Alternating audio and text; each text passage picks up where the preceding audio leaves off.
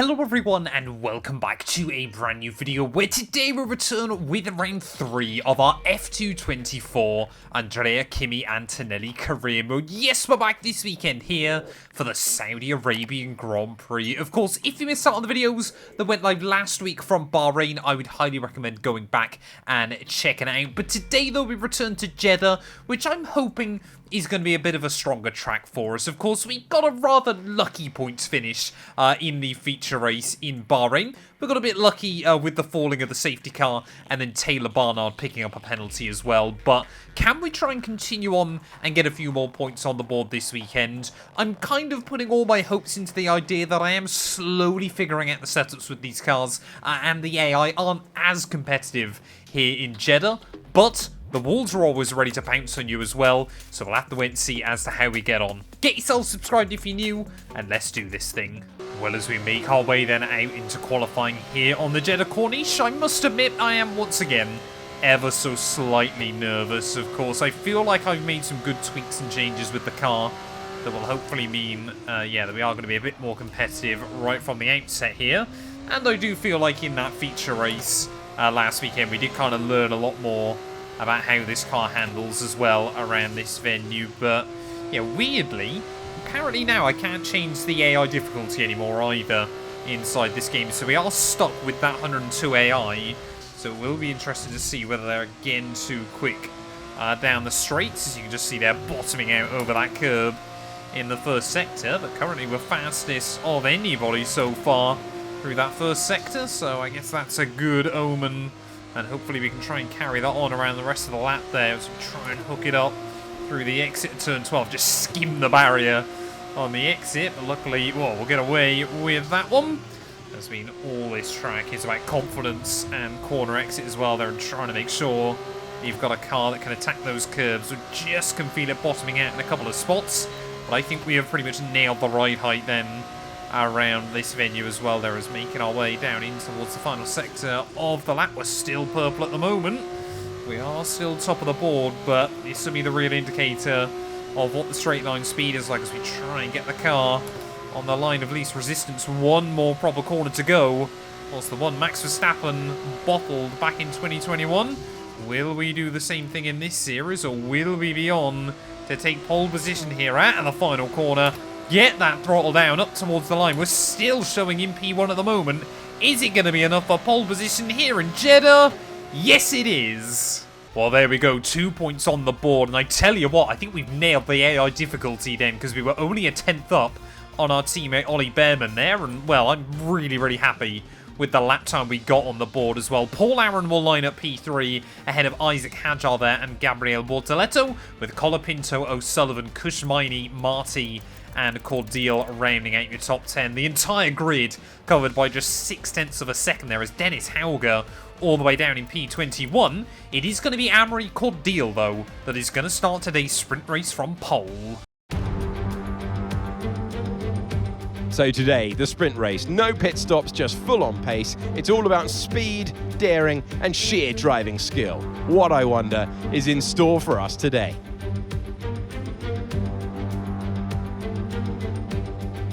So an interesting circuit, Jeddah.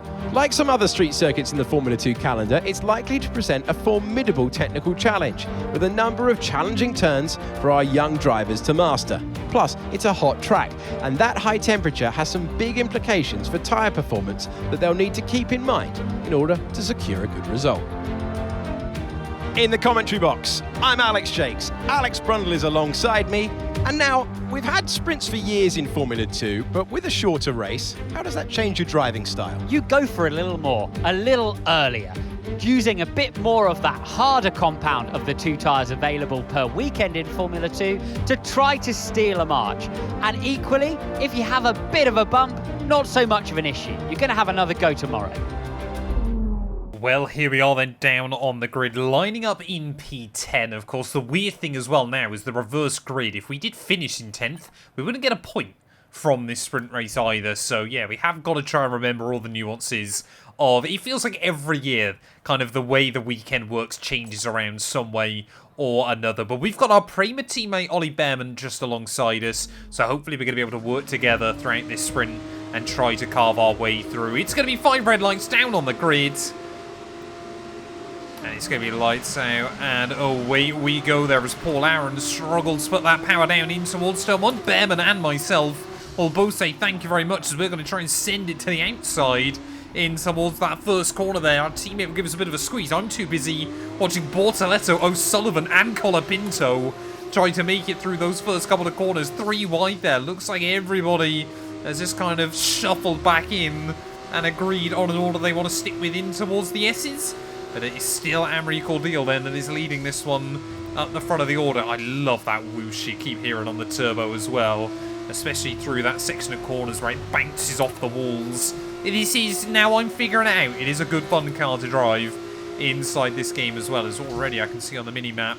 There's a little bit of a gap opening up behind Victor Martins between him and Ratomo Miata, so not too sure what's happened there, but immediately our grid has been split directly in half as we make our way down in towards the back straight. Though you can see just through there, we've got the confidence to carry the car over the curbs, which seemingly a lot of the AI don't.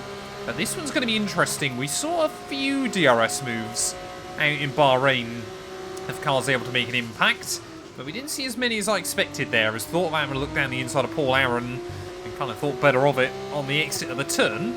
But the DRS here, surely we're going to see lots of passing. We're trying to explore some different lines here, see if we can get a run on the high-tech of Paul Aaron. Just about get to his outside there, but he's going to cut me off. Whoa, a little bit of a move there, a bit cheeky by the Estonian in towards the next corner. He tried to cover me off a little bit too late. Okay, good work. Great pass.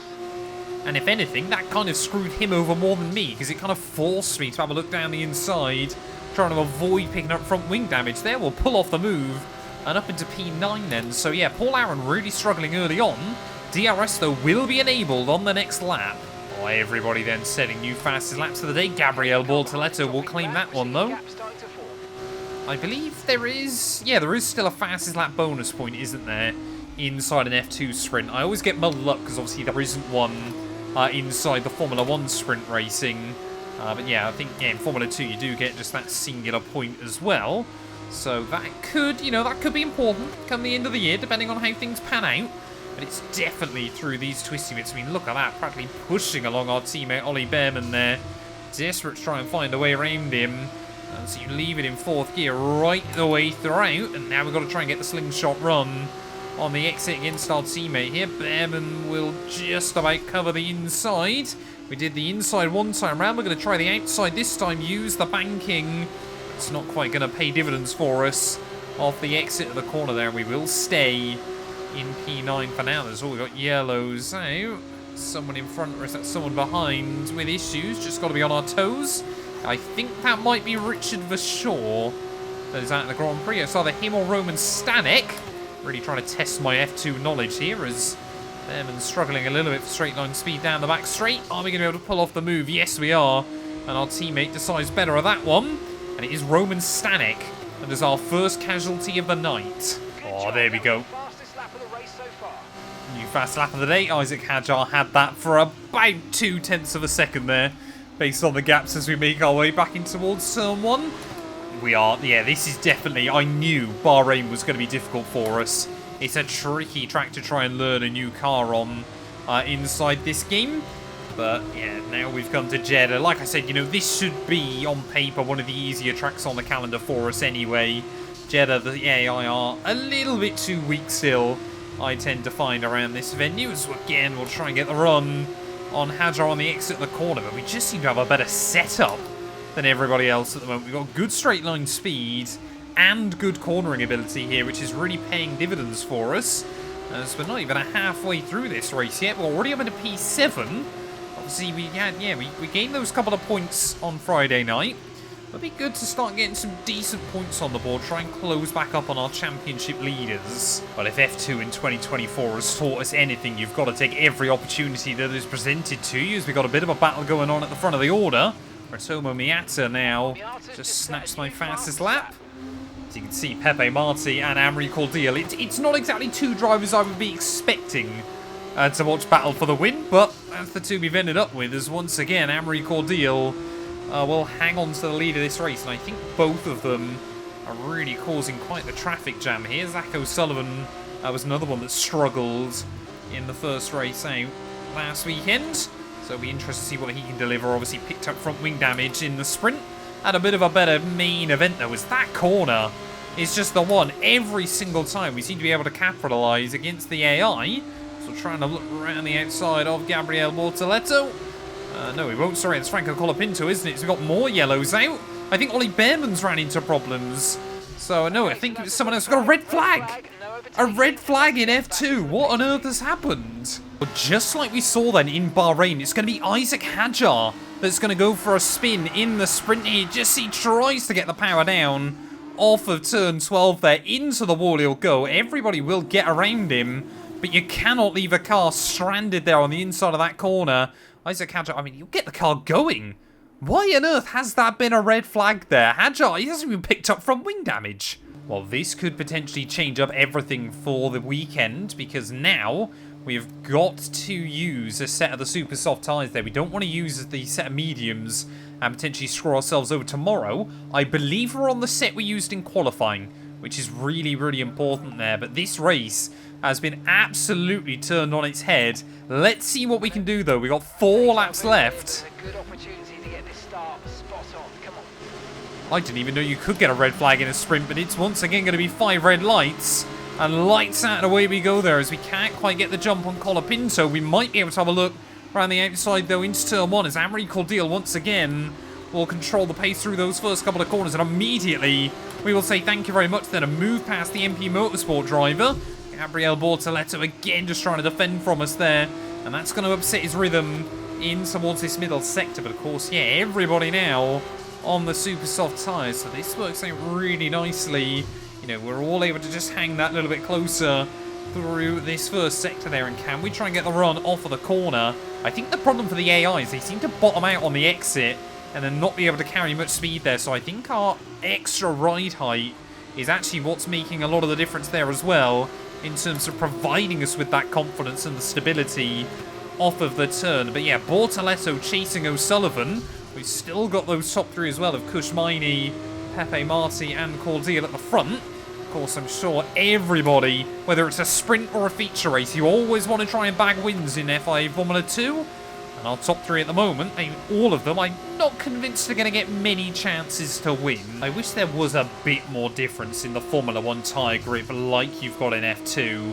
I mean, these tyres, yeah, are a good, probably a second and a half, 2 seconds a lap faster than the mediums we were running earlier on. And it really does open up a few different and interesting factors to these races. Oh, I had a look down the inside of Bortoleto.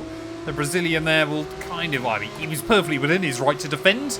I probably didn't warrant any space down the inside there. Maybe a day late and $1 short, but yeah, just trying to rattle his cage a little bit there. See if we can force an error out of your reigning FIA Formula 3 champion. So make our way down the back straight once again then. Are we going to be able to try and get the run on Gabriele here? We'll have a look down the inside. No, not quite. Again, you can just see that he's able to carry the speed off of the corner. Are we going to be able to get a run there? You can see that McLaren livery, or logo even I should say, on the back of that car. McLaren Junior versus Mercedes Junior. Of course, we all know that Antonelli is definitely going to Formula 1. At the time we're recording this, it is a little bit early. I don't know whether Bortoleto, of course, rumours are that he could sign with Audi for next season. But I'm having to record this series quite far in front. So I might be way behind on a lot of the news there, as Marty, new fast lap of the day on a 1:43.9. We only did a 44.3 there as well, a little bit. I think there was contact from Colapinto behind, who is desperate to try and push me along. But I don't know if Amaury Cordial has ever won a Formula 2 race prior to now. But if he hasn't, then this would be a huge opportunity. Very, very experienced in the Formula 2 class, as around the outside of Bortoleto will go. Thank you very much. And oh, I just see almost doing a Lance stroll into the very next corner. But yeah, Bortoleto kind of invited me to the racing line, and well, he doesn't have to offer it to me twice. I'm going to try and go for it there. As you can see, Pepe Marti now trying to close in on the Belgian, leading this race. One more lap to go here from the Jeddah Corniche, and it's certainly been an unpredictable sprint up to this point. But I could not tell you who is going to win this one. It's all still to play for. as we make our way out of the final corner. Could we snooker fastest lap? Yes, we will. On a 43.4. As you can see, Marty having a look to the outside. Oh, Zach O'Sullivan there, a little bit of a lock-up again. If the AI open the door for me, we'll try and take it there as Cordeal will muscle his way around the outside of the Red Bull Junior in towards the next corner there. You can see Zach O'Sullivan trying to come back at me. You can go too wide on the entry there, but you're certainly not going to be too wide on the exit. And we will capitalise on that one. And from 10th on the grid, we have really made some decent progress in this sprint. But will we be able to get anything else here? As those top two, I'm sure they're going to be battling it out right the way to the checkered flag. Kushmini, and I need to grab the popcorn at the moment, as we have got best seats in the house for this one, but we just seem to have more grip than the AI through some of these corners there. That time we just nudged the wall, and that will allow Kushmini just a little bit of safety as we make our way out onto the back straight there. But Cordeal just nudges the wall. We do the same a little bit further behind. Is Kushmini going to be able to defend this one? As we make our way down the back straight, he's going to just try and sit in the middle of the road there, and really did catch me out in an instant that I was not expecting. Just had to nudge the brake. Is that going to compromise our run though? In towards the final corner. Are we going to see Marty get the run on Cordeal? They're surely going to be side by side for the race win in towards the final corner. Will it be Marty? Will it be Cordeal? Marty will try and open up the room around the outside through that final turn. Cordeal has still got the position for now. It's going to be a traction race towards the line. Who is it going to be there as Kushmini will try to get the run? Marty snatches it at the flag. Super drive being rewarded with victory. Pepe Marty takes the checkered flag.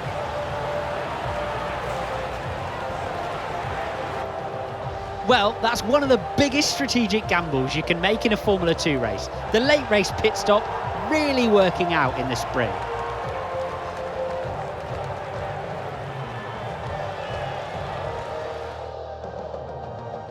I can see them on their way out to the podium now. Campos have come a really long way in this sport, and what a special race this was to see them earn the top spot.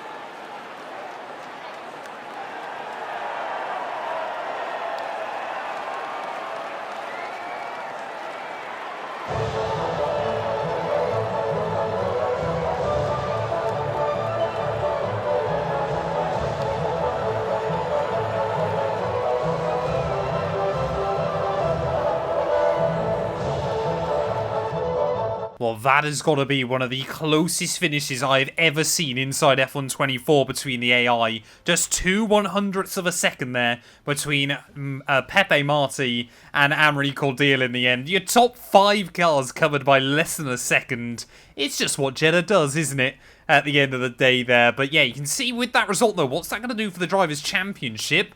Paul Aaron still leads the way, 1 point now the gap ahead of Franco Colapinto there. We made some good progress though, up into 11th place there, and right behind Cordeal and Marty, who are now tied with Josh Dirksen on 10 points as well there. Constructors-wise, Prema moving up as well, up to P3, as MP still lead that championship as well ahead of High-Tech there. But yeah, the big one for us is going to be the main event tomorrow. We know we've got good pace in the car. Thank you all so much for watching, and yeah, we'll be back then ready for the feature.